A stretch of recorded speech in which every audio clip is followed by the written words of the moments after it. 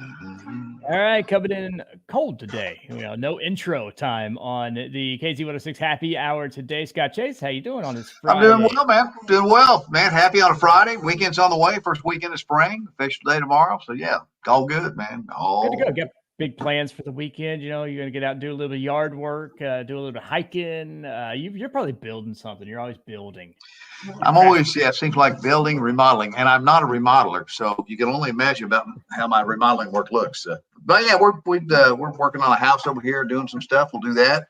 Time to get some garden in. We cleaned the weeds out there, so yeah, we're on top of that. So yeah, that's regular stuff. It's going to be nice. No rain. My gosh, though, it rained. Did it not rain? Wow.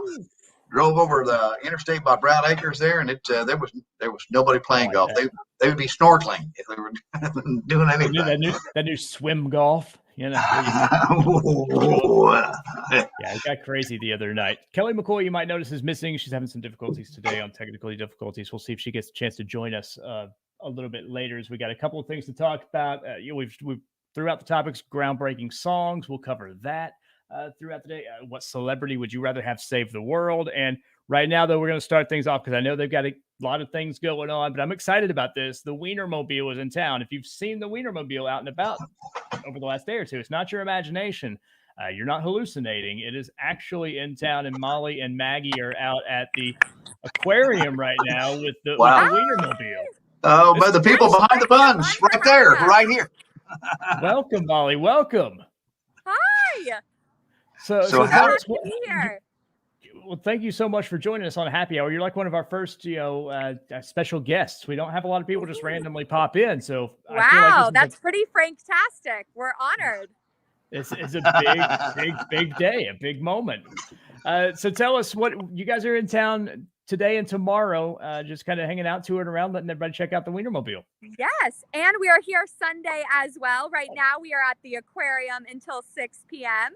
And then tomorrow we're going to be at the car show on Riverside from 12 to 5. And then on Sunday, we're going to start the morning off at Rock City from 9 to 12. And then we're going to end at the Creative Discovery Museum from 2 to 5. So we're really happy to just drive miles of smiles and bring joy and happiness to people while we're in town. And here's Mustard Mags, my co-pilot. Hi, Frank. Hey. The puns and the fun that you guys have. We have tons of fun here at the Wienermobile. Oh man, we're relishing the moment just to be able to hang with you for a few minutes and just see what it's like to be at the helm of the hot dog. I mean, it's got to be pretty cool, right?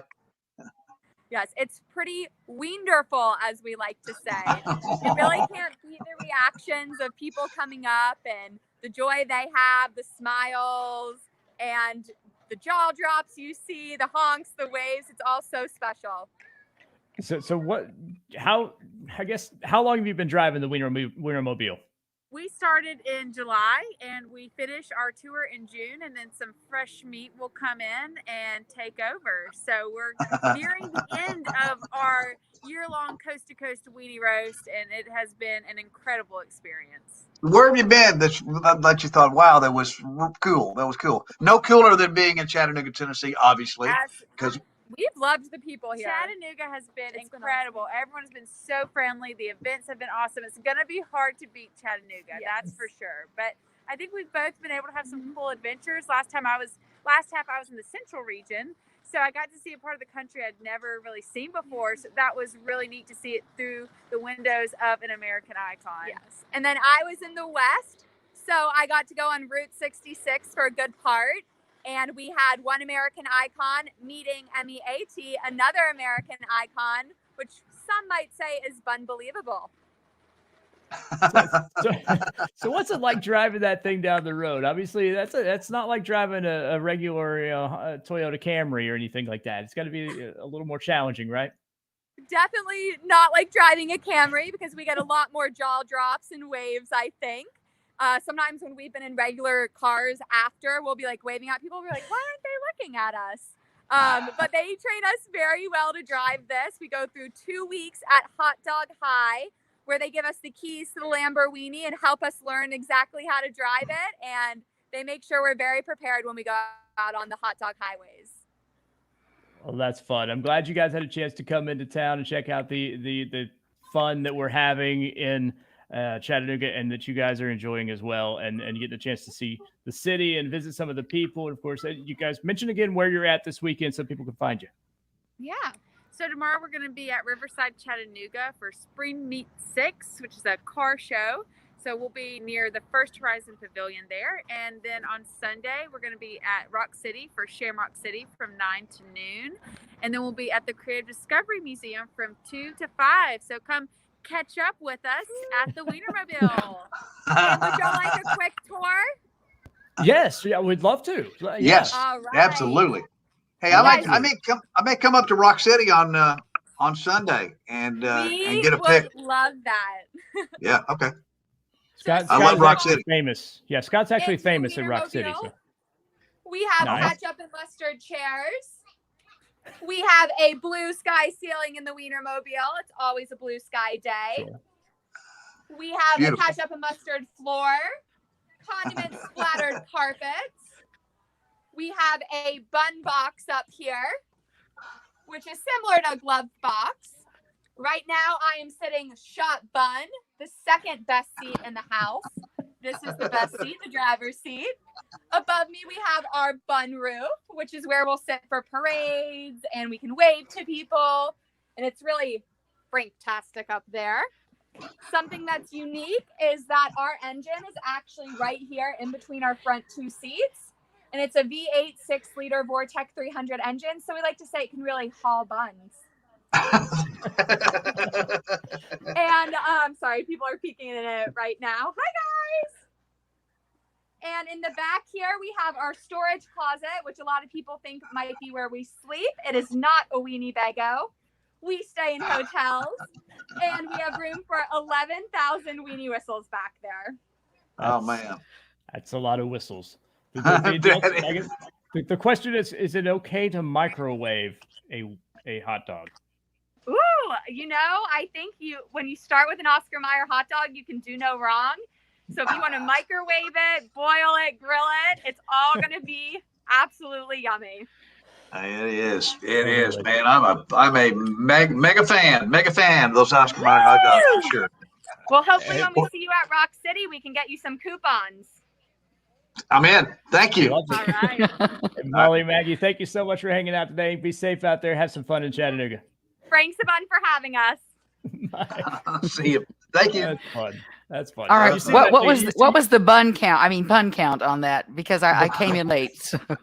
It was high. It was high. Yeah. It was very high. I always wonder what the reaction is if you're driving down the road, you run right beside the Wienermobile. It's like, it's just gotta be like, what in the world? It's like, yeah.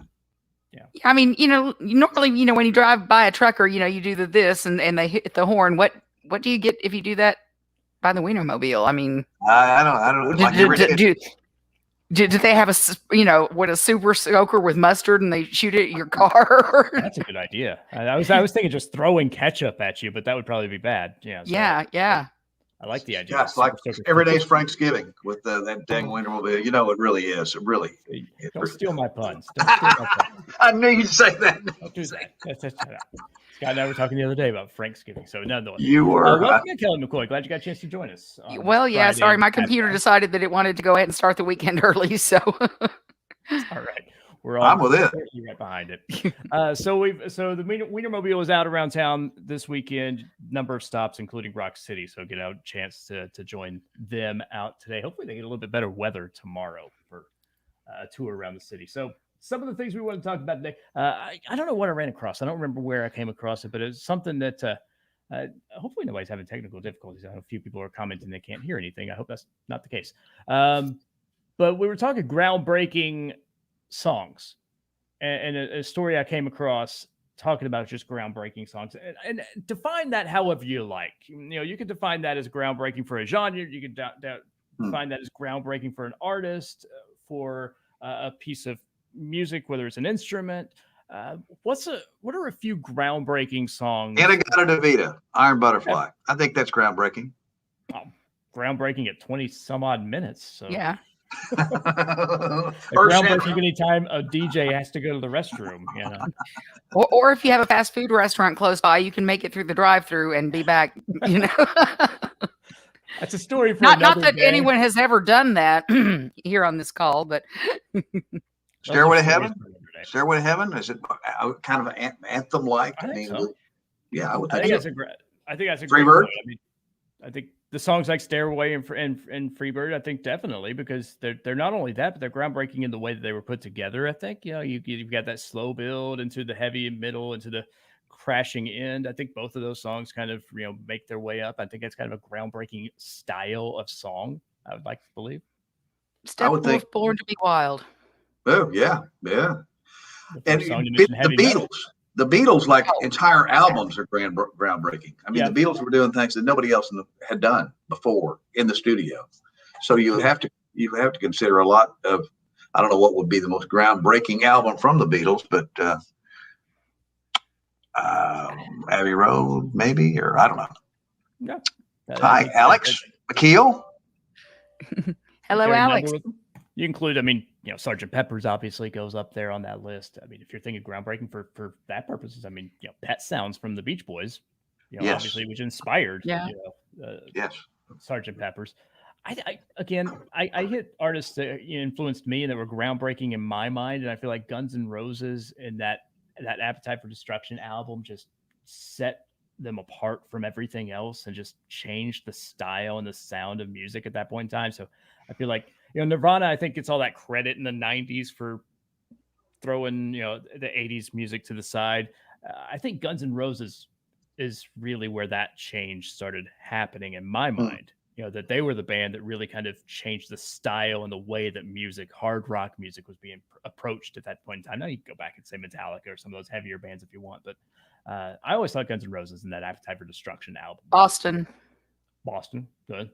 Yeah. Alex, Well, what country wise, what would you say? A Hank Williams song, I would think. I mean, he kind of paved the way. He wrote the Johnny Cash. I mean, any of the Outlaw guys, you know, I mean, that just completely in the way in which country music was being seen differently at that point in time through a different spotlight. You know, once you go into the outlaw side of country, Garth Brooks, obviously, if you look into the 90s, the way the music changed at that era. I think it could be defined as era-wise. I think you just kind of see those artists, you know, kind of separate themselves from the pack and, you know, really make that leap and stand out more. Dolly, Patsy, Loretta. Yeah. You know, you can talk about your outlaws, but the ladies of country music, you know, I'm sorry, you have to realize that's what the music I grew up on. So, yeah, I you know, had a lot of Johnny Cash records. I had a ton of Patsy Cline, you know, Loretta, Dolly Parton. So yeah, those, you know, of the female genre, I'm going to give those ladies a tip of the whatever Stetson, you know, tip of the wig in Dolly's part. Which wig? Right. There's I can't remember where it's on now, but 9 to 5. I've run across 9 to 5 a couple of times on a streaming services, and I keep meaning to go back and watch it again. And I forget how ahead of the time that movie was.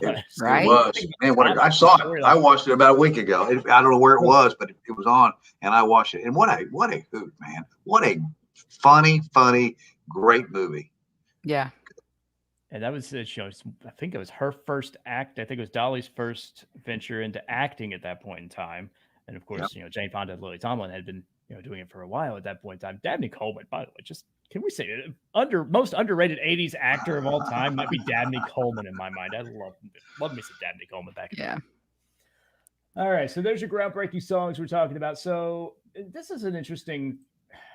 I have no idea where this survey came from, by the way, and it's just ridiculous, but I thought it was so ridiculous that I had to share it. So if the world's going to be invaded, alien invasion, which celebrity do you want saving the world? I can't imagine one that could or would. Well, are we talking about the character in the movie, or are we talking about just the person? I think ultimately it's the person, but I think you kind of define that person based on the characters that they've played. So, I mean, if you're thinking Bruce Willis is going to save the world, you're thinking John McClane probably is going to help us out. Sigourney Weaver. Well, you don't want to mess with her, that's for sure. No, she's pretty badass. Yeah, she's on this list. I don't know. There's an actual list. I think it was a British list that they put together, and a lot of people, you know, fall in line with those 80s actors. So Sigourney Weaver is on the list at number 7 on this list. Scott, you got one? Sean Connery, or would you almost have to have a James Bond on there somewhere, wouldn't you? Well, I mean, would think. Didn't Daniel Craig do a James Bond something with Yes. aliens? Yeah. Which, I mean, he could save me from anything, any day, anytime, anywhere, you know. I really liked him as James Bond. Yeah, I did too. I really did. I would be more than happy to see him continue that role. I know they're switching out actors now, but I really enjoyed his James Bond. Yeah. I know several. I think that's common. I think that's common. I know a lot of people I talk to feel the same way. They thought he was great in that role. I mean, I felt like it was a flashback to Connery a little bit. I mean, I felt like, the Roger Moore is what I grew up on watching, James Bond. Roger Moore was they turned a little hokey. They weren't quite the same. And I obviously, maybe it's because I'm a little older and I like a little more grit in my James Bond at this point in time. And I thought those movies with Daniel Craig just kind of had a little bit more of an edge to them. They were more, more what I would expect them to be instead of the hokey Roger Moores, which kind of got a little out of hand. Yeah. What movie I'm thinking of right now? The guy's I cannot think of it. Man, there is more killing and shooting in this show with some guy's name, and he's a hitman, and they go and he kills a bunch of people inside the club where they can't. What is the name of that movie? I'll think of it in just a second. All right. While he's thinking, going back to Bond, shaken or stirred on your martinis? Shaken. Shaken. Yeah, I'd say with extra olives. I'm going to find it. Don't get it extra dirty at Feed, however. It's funny. Scott's going to do his research right now. Right. So Brittany and I were at Feed. It was a while back before pandemic, of course. And we're ordering some drinks, and she likes her martinis. She knows what she likes them dirty, and she likes them, the olives and heavy. It's like, so I ordered it extra dirty for her, and it just came out. Basically, it was some olive juice and a little bit of booze. She's like, I can't drink this. I was like, so, extra dirty at Feed, not the way to go. Although everything else at Feed is spectacular. Yeah. I actually order mine. I want them dirty enough to make me blush, and I want enough greenery in there to make it feel like a salad. So I like extra olives and a little extra olive juice, and then I'm good. That's funny. All right, so back to the list a little bit. Will Smith and Arnold Schwarzenegger sitting at the top of the list. Yeah. But this is interesting to me, though, and this is a British survey, so do with it as you wish. But number 3 on their list was Sir David Attenborough. Really? Oh, come on. Wow. The voice behind Planet Earth. I don't know. I mean, he's like a 90. What about John Wayne? Shouldn't John Wayne be on that list? Everybody needs a good cowboy to save the day. Nothing wrong with that. I was watching the other day. I was watching a documentary on Kurt Russell's dad. It was on Bonanza, if I'm right. If I'm correct, Bing Russell bought a baseball team out in Portland, Oregon, minor league baseball team. Strange thing. Just side note, talking Westerns and Bonanza. So, so there you go. There's some people that you might want to save the world if that is indeed the case. Also, I ran across an article about movie tropes that drive people crazy, like the things in movies that are just so wrong and that bug you. Like, for example, when people hang up the phone in movies, nobody says goodbye. They just hang up. Drives me insane. It's like, all right. And it's like, you didn't at least say goodbye, nothing. It's like that drives me crazy. It's like that, or people get knocked out and get knocked unconscious just by anything. Concussions don't exist in movies and TV. John Wick. John Wick. Yeah. John Wicks. Man, like Julie assist on that one. John Wick, man. It's tough. There's a tough guy. Ooh, wow. I've not seen any of those. That's on my list of things I want to see, and it's just they're good. Never popped up. So that's good. They're real good. What else is on our Friday list of things to mill about? Can I bring something up? Because Scott Jay's, I was listening to you this afternoon, and your interview with Candace Knight. Wasn't she awesome? She was. First of all, she was so cool. But second of all, she brought up one of our favorite songs and our favorite albums. And honestly, since that, when I heard it, a couple hours ago, I've listened to the song 3 times. Yeah. Frozen Love, Buckingham Nicks album. As I've talked to her about different stuff, and she's been with Richie Blackmore. And if it's not up yet, it'll be up on the website at some point at KZ106.com. It aired this afternoon. But they've been together 30-something years. Richie Blackmore, who Deep Purple, Rainbow. I mean, the guy that comes up with a bop, bop, bop, the iconic licks. And she's always loved music, and she was a fan, kind of a groupie for the band Rainbow, and then struck up a relationship with him, ended up singing with that band and with Deep Purple, and then they formed another thing. So I said, man, music's always been a huge part of your life. Who or what albums have really influenced you? And she threw out the Buckingham Nicks album, which is an incredible, and you purchased for me for my birthday, I think, one time, and it is an incredible album. Frozen Love on there is just, I get lost. The last track on the album, Google it. You can find it because I didn't want to go rooting through my albums to find it. But yeah, I did Google it. If you've never heard that song, treat yourself this weekend. It is 7 minutes and 40-something seconds of just pure, incredible music. And Lindsey Buckingham's solo in the middle, about 4.5 minutes in, will just knock your socks off. Yeah. Smoking hot. Great interview, though. She was so nice. Really cool. Yeah, by the way, I Googled the Buckingham Nicks album, by the way, Scott. There was one copy left on Amazon, and it's selling for $119. So I think I made a pretty good investment for you on that one. Yes. Yeah. What did that cost when you bought it? I wonder. Was $20, maybe? Yeah. Wow. Yeah. Nice. Very nice. So I got you one. I got me too. So that's my retirement fund right there. Man, well, great talking to you all. Yeah, definitely. We'll get that interview up soon on KZ106.com. We'll post it on our Facebook page too, so you can find it and see it and revisit that moment and maybe spin some vinyl and check out that record this weekend. I don't know. Yeah. Maybe. Cool. Happy spring, everybody. Absolutely. Like I said earlier, I hope the weather turns and it's a little bit nicer this weekend and people can get out. I need to mow my backyard. I mowed my front yard last weekend. I feel like I beat the rush on the rain, and that's good. And backyard's calling my name now. You got a lot of yard. You got some yard. So I need a ride lawnmower. I need one of those tractors that you got that you could take over my backyard in about 20 minutes. North Georgia Equipment, man. A huge sale coming up. I'm going to be down at the Somerville store 2 weeks from tomorrow. And that'd be a great time to come. Man, he's got all kinds of tractors and riding lawnmowers and stuff. They've got a lot more than most of the yard. It's like the vacuum cleaner that Mason got one at the top of the hill here. He just lets it around his house, and it does all of that, and it does a great job. It's like a robot. It's like a Roomba. Yeah. There's just one reason. I love the idea of that, and we've thought about it for our house, but I think Kelly might have this issue as well. The problem is I've seen way too many videos of those things running over dog poo.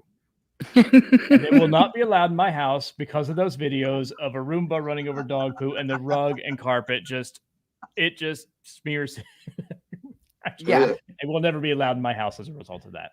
Yeah. I had one of the early onset ones, 20 years ago or whenever they first started coming out. And it did an okay job. Now, granted, I didn't really have carpeting in my house in many rooms. I had a lot of tile, a lot of hardwood, and it worked pretty good on that. What was interesting was the fact that it just kind of shattered the peace and quiet of the house because the 4 dogs chased it around and barked at it the entire time. And it was like, I think I'd almost rather sweep. I love the videos of the cats riding along on top of them too. Added fun. Enjoy the weekend, guys. Absolutely. Have fun. Take a rest. Put your feet up. Watch some basketball, perhaps. I don't know the Vols. Last I checked, they were losing in the tournament. We'll see how hopefully your brackets make it through the weekend. But enjoy. Hope everybody has a good weekend. Absolutely. Take care. All right. See you Monday.